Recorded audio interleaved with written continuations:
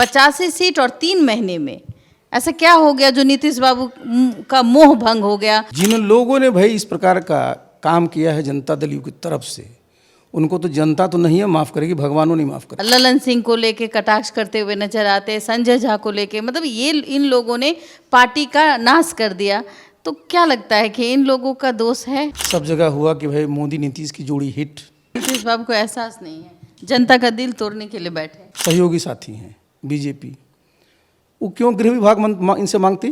प्रधानमंत्री जी का फोन आया, प्रधानमंत्री जी ने नीतीश बाबू से कहा कि नीतीश बाबू आप ही को मुख्यमंत्री का पद का शपथ लेना है। आप थे, आपने ऐसा कुछ कहा होगा, कोई मंत्र फूका होगा, शायद नीतीश जी उस समय राजी हो। क्या लगता है कि इस बार भी अग्री जाति, पिछड़ी जाति के मुख्यमंत्री को चुना जाएगा या फिर वोट बैंक की राजनीति साजी जाएगी? इन लोगों के वजह से आज मुख्यमंत्री जी जो हैं वो राज्यसभा जा रहे हैं, उनका डिमोशन हो गया। मैं आरडीसी सिंह होते तो क्या करते? मैं रहता तो नीतीश बाबू को।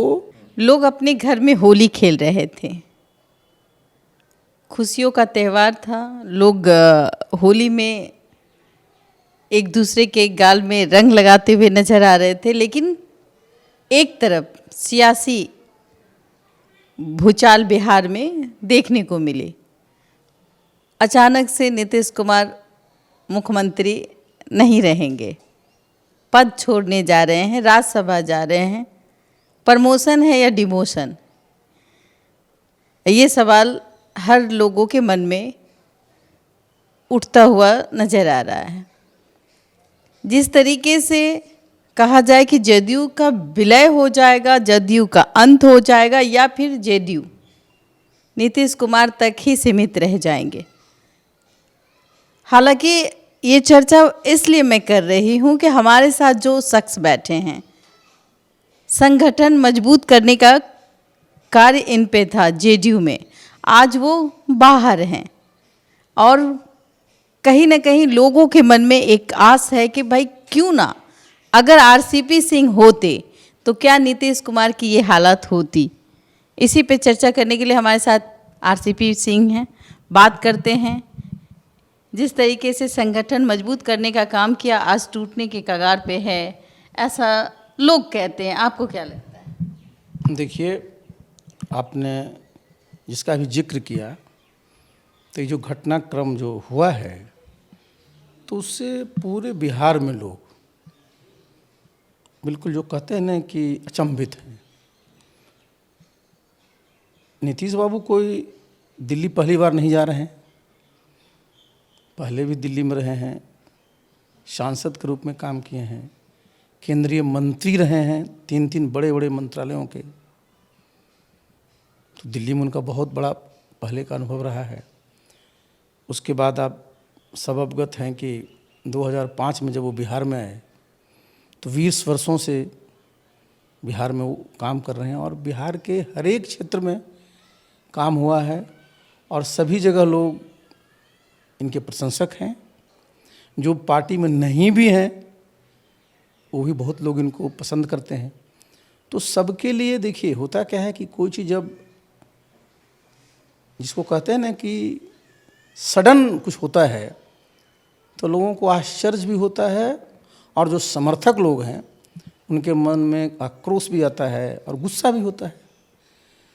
नीतीश बाबू का राज्यसभा में जाने के लिए नॉमिनेशन भरना, ये तो सही में बहुत बड़ा न्यूज़ हुआ ना, क्योंकि आप देखिए कि 3 महीना पहले ही उनके नेतृत्व में बिहार में एनडीए ने चुनाव लड़ा। सब जगह हुआ कि भाई मोदी नीतीश की जोड़ी हिट। वो तो हिट हो भी गया, और हिट ही नहीं हुआ, 202 सीट पाए। आपको बता दें कि 2010 में एनडीए 206 सीट लाई थी, उसके बाद 202 सीट लाई। सरकार का गठन हुआ, मुख्यमंत्री जी ने अपना कार्यभार संभाला और काम करना शुरू कर दिया। कई घोषणाएं भी की, कई नई नीतियों की घोषणाएं की। अगर पूरे पटना में अगर आप घूमिए तो देखिए कि बड़े बड़े होर्डिंग लगे हुए हैं। सब होर्डिंग में अगर देखिएगा तो है क्या कि भाई बिहार में रोज़गार की जो कमी है उसके लिए युवाओं को रोज़गार दिया जाएगा, औद्योगिकरण किया जाएगा, आईटी सेक्टर में काम होगा, और इसके साथ ही जो उनका एक चिर परिचित अंदाज रहा है यात्रा करने का, तो यात्रा पर भी निकले वो, जिलों में समृद्धि यात्रा किया। उसके बाद क्या फायदा हुआ? वही मैं बता रहा हूँ, विधानसभा का सत्र में भाग लिए, अभी भी उनका कार्यक्रम निकला हुआ था, और ये अचानक जो ये हुआ है, तो इसलिए ये साधारण घटना नहीं है, बहुत असाधारण है कि अगर नीतीश बाबू को इसका एहसास रहता तो आखिर ये सब काम क्यों होता। तो आप कह रहे हैं कि नीतीश बाबू को एहसास नहीं है, जनता का दिल तोड़ने के लिए बैठे हैं? नहीं, एक ट्वीट सामने आया है। जी, मैं ट्वीट का ही जिक्र कर रही हूँ। हाँ, एक ट्वीट सामने आया है जिसमें ये लिखा हुआ है कि भाई नीतीश बाबू की एक आकांक्षा रही है कि भाई संसद के दोनों सदनों में मैं भागीदारी दूं, विधानमंडल के दोनों सदनों में दूं। तो विधानमंडल में हो गया और लोकसभा के रहे तो एक राज्यसभा बचता है, तो इसलिए वो उनकी इच्छा थी। अब आप आइए इस पर, अगर उनकी इच्छा भी थी, 3 महीना पहले ही आपने बिहार में लोगों के बीच जाकर के कहा ना कि हमको बिहार को विकसित प्रदेश बनाना है और हम बिहार में रह कर के ही बिहार का काम करेंगे, और अचानक ये हो रहा है। और अगर ऐसा रहता अगर इनके मन में, तो मैं इनके जो सहयोगी साथी हैं बीजेपी, वो क्यों गृह विभाग इनसे मांगती? भाई अगर उनको पता रहता बीजेपी को 3 महीने के बाद हमको सरकार मिलने जा रही है, तो क्यों मांगते हो? गृह विभाग तो उन्होंने स्वेच्छा से न दिया। मांगा तब न दिया, मांग किया तब दिया। लेकिन हम ही बोल रहे हैं ना कि भाई गृह विभाग सामान्य रूप से बिहार में मुख्यमंत्री के पास ही रहा, तो अगर बीजेपी को इसका रहता कि भाई हमको 3 महीने के अंदर मुख्यमंत्री का पद मिलने वाला, तो क्यों मांगते हो? तो इसलिए बहुत लोग जो इस बात की चर्चा करते हैं कि भाई बीजेपी के द्वारा ये जो है रचा गया है, तो मैं तो स्पष्ट बोलता हूँ कि इसमें बीजेपी का कहीं रचा हुआ है ही नहीं। आप कहते हैं कि बीजेपी ने कोई साजिश नहीं की, तो साजिश किसने किया? जेडीयू में वो 3 लोगों का नाम लोग लेते हुए नजर आ रहे। कार्यकर्ताओं पर इतना गुस्सा है, कार्यकर्ता रोते बिलखते हैं, रोड पे सामने आ जाते हैं, यहाँ तक कि विधायक के ऊपर अनाप शनाप कटाक्ष करते हुए नजर आते हैं, गाड़ी रोकते हैं, गाड़ी को पीटते हैं, महिलाएं रोती हैं, कहती हैं कि मतलब अमित शाह को कि वो टकले के वजह से ऐसा हुआ, अमित शाह पे भी कटाक्ष करती हुई नज़र आती है। फिर उसके बाद ये भी होता है कि देखिए जितने भी ये 3 लोग हैं, अब ये 3 लोग जिसके बारे में कहा जा रहा है कि ललन सिंह को लेके कटाक्ष करते हुए नज़र आते हैं, संजय झा को लेके, मतलब ये इन लोगों ने पार्टी का नाश कर दिया। तो क्या लगता है कि इन लोगों का दोष है? देखिए, सबसे पहले इस बात को जरा समझिए, मैं बीजेपी बात पर पढ़ पाता हूँ। मैं आपको पीछे लेकर चलता हूँ 2020 में। 2020 का विधानसभा का चुनाव होता है, रिजल्ट आता है, जेडीयू को 43 सीट मिलती है, मात्र 43, और बीजेपी को 74 या 75, एग्जैक्ट हमको संख्या नहीं याद, लेकिन 74 है या 75 है।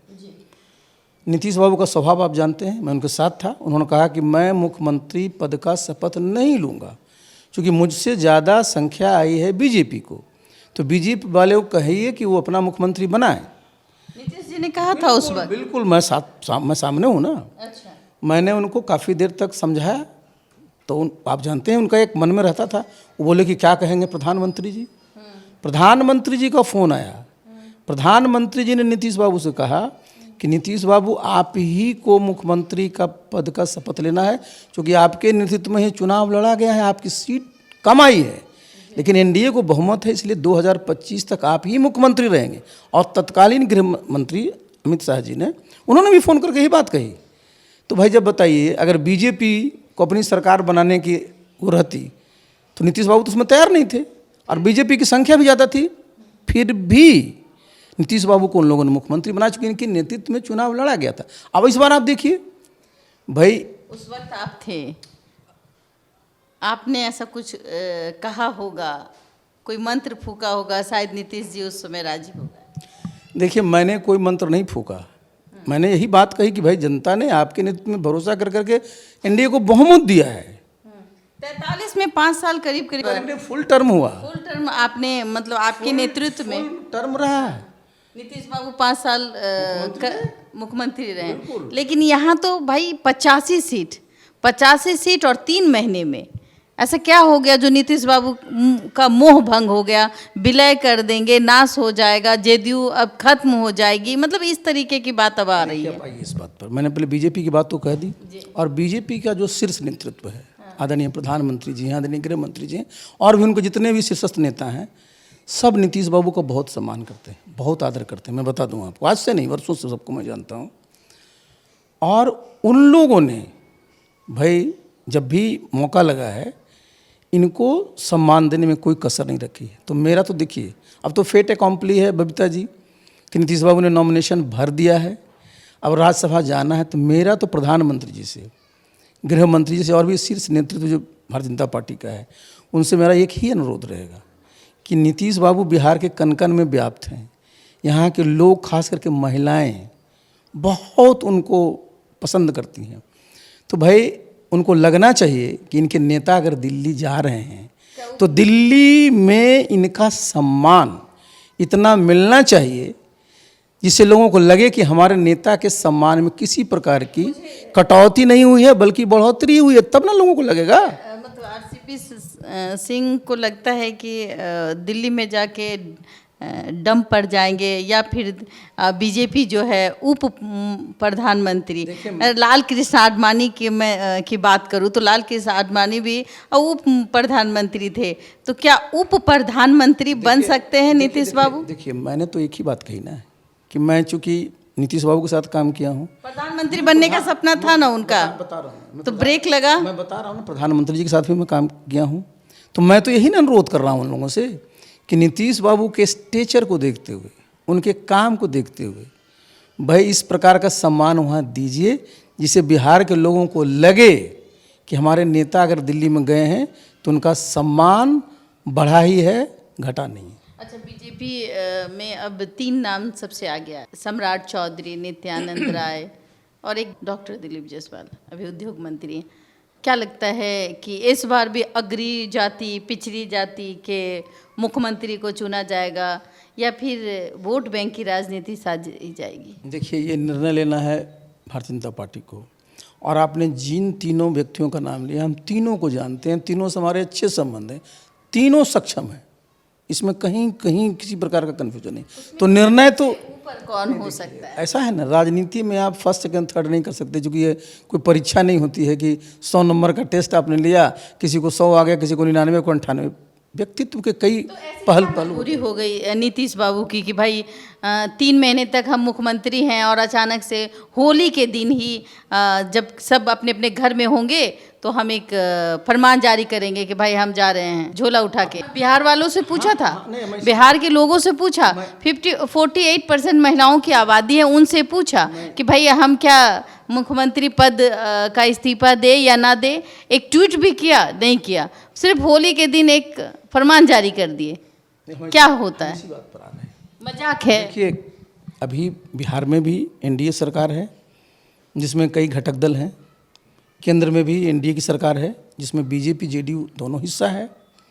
तो देखिए, जो भी दल किसी भी गठबंधन में रहता है तो उसके दल की तरफ से जो लोग भी बात करते हैं, सब तो नहीं बात करता है ना। जैसे मैं जब था तो मैं जेडीयू की तरफ से मैं बात करता था। आप बात करते थे, बिल्कुल। अभी कौन बात करता? अब ये मैं बता रहा हूँ आपको, मैं करता था, तो मेरी जिम्मेवारी ये होती थी। देखिए, कोई भी अगर कोई आदमी किसी पार्टी की तरफ से बात करता है, उसकी 2 प्रतिबद्धता होती है, एक नेतृत्व के प्रति और दूसरा दल के प्रति। ये 2 प्रतिबद्धता सबसे ज़रूरी है, आपको देखना पड़ेगा। तो भाई जिन लोगों, मैंने बता दिया कि बीजेपी कहीं दोष नहीं है, ये दोष किनका आएगा और जिसके चलते जनता में गुस्सा है कि भाई जिन लोगों ने, क्योंकि नीतीश बाबू किसके कैंडिडेट हैं? बीजेपी के तो है नहीं, जनता दल यू के हैं। जनता दल यू ने ही उनका नाम जो है वो किया है। तो जिन जनता दल की उन नेताओं को जवाब देना पड़ेगा ना, जिनकी जिम्मेवारी थी कि भाई केंद्रीय नेतृत्व में इस तरह की बात करें कि अभी 3 ही महीना हुआ है, अभी क्या ज़रूरत है? जब नीतीश बाबू की इच्छा है कि भाई सदन में जाना है तो हर एक 2 साल में राज्यसभा का चुनाव होता है, तो 2026 है ना, 2028 में भेजते, 2030 में भेजते। और मैं अगर रहता तो हर एक 2 साल पे हमें सुझाव देता कि 2030 में जाइए, तो दोनों बात होती ना, कि बिहार की जनता का जो जनादेश था उसका भी सम्मान हो जाता। भाई फरवरी मई में चुनाव होता है आपका इसका राज्यसभा का, और अक्टूबर नवंबर में होता है आपका विधानसभा का। तो भाई अगर फरवरी से मई 2030 में नीतीश बाबू राज्यसभा चले गए होते तो उनकी भी इच्छा पूरी हो जाती और जनता का जनादेश का भी अनुपालन हो गया होता। क्या लगता है किसी को मौका मिल रहा है, इससे आरजेडी को मौका मिलेगी या नहीं? देखिए, ये मैं आरजेडी के बारे में नहीं कहूँगा, लेकिन हैं जिन लोगों ने भाई इस प्रकार का काम किया है जनता दल यू की तरफ से, उनको तो जनता तो नहीं है माफ़ करेगी, भगवानों नहीं माफ़ करेंगे। बार बार ये चर्चा उठ रहा है ललन सिंह को लेकर के, संजय झा को लेकर के कि भाई ये लोग वो खिलाड़ी हैं, इन लोगों के वजह से आज मुख्यमंत्री जी जो हैं वो राज्यसभा जा रहे हैं, उनका डिमोशन हो गया, प्रमोशन नहीं। देखिए, मैं तो किसी का नाम नहीं लूँगा क्योंकि मुझे ये पता नहीं है कि जिम्मेवारी पार्टी ने किसको दे रखी है, मुझे नहीं पता है। लेकिन जिसको भी ये जिम्मेवारी थी, अपनी जिम्मेवारी का निर्वहन उन लोगों ने पूरी सत्यनिष्ठा से नहीं किया है। नहीं किया, बिल्कुल मना नहीं पाए मुखिया को। मुखिया को मनाने की क्या आवश्यकता थी? मुखिया तो अपना बिहार का काम कर रहे थे, मुखिया तो बिहार के मुख्यमंत्री के रूप में काम कर रहे थे, तो उनको अभी मैं देख रही थी इतना सक्रिय थे, हर जगह जा रहे थे, अपनी बातों को भी रख रहे थे। अचानक से ऐसा क्या हो गया कि मैं भैया हमारा तो मन कर रहा है कि हम चले जाएं।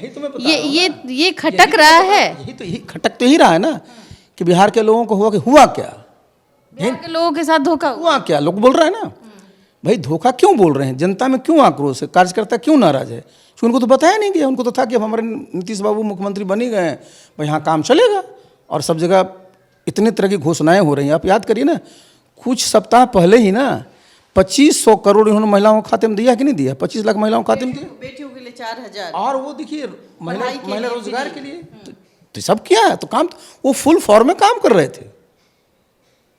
देखिए, मैंने क्या कहा, एजुकेशन को लेके भी उन्होंने कहा कि मैं जो बच्ची के माता पिता नहीं पढ़ा सकते हैं तो उस एजुकेशन को पूरा करेंगे। हाँ, इस तरीके का काम भाई उनका क्या है कि भारत जब प्रधानमंत्री का लक्ष्य है कि 2047 तक भारत को विकसित प्रदेश बनना है, तो मैं भी बार बार बोलता रहता हूँ कि भारत विकसित प्रदेश बनेगा, बिहार पीछे रहेगा। तो मुख्यमंत्री जी आरसीपी सिंह होते तो क्या करते हैं? इस समय आरसीपी सिंह होते तो क्या करते? मैं रहता तो नीतीश बाबू को इस प्रकार का कदम उठाने से रोकता मजबूती से। नहीं, कहते हैं कि भाई नीतीश कुमार अपने मन की सुनते हैं, तो आप कैसे रोक देते? अरे ऐसा नहीं है। देखिए, हाँ, सुनते सबका हैं, करते हैं अपनी, लेकिन जब सब लोग चीज़ों को पर्सपेक्टिव में रखेंगे, और जो वो कर रहे थे ना, वो तो बिहार के मुखिया का काम कर रहे थे, मुख्यमंत्री का। ये तो मैं इसीलिए मैं बोल रहा हूँ कि जो अगर चीज़ों को देखिए तो अपने काम में लगे हुए थे, कहाँ बैठे हुए थे वो। कहीं ऐसा तो नहीं कि मुख्यमंत्री साहब की वो 10 गलतियों के कारण बीजेपी ने कहा कि भाई आप गद्दी छोड़िए, हटिए हटिए यहाँ से, कोई काम के आदमी नहीं। 10 गलती, छोटी छोटी गलती, कभी बैठ जाना, ताली बजा देना, कभी बुरखा खींच लेना, कभी कुछ। देखिए, सुनिए, एक शब्द है ना अंग्रेजी में, to err is human and to forgive divine, होता है ना। नीतीश बाबू ने बिहार में जितना काम किया है, इतने बड़े प्रदेश में सब लोगों के लिए काम किया है।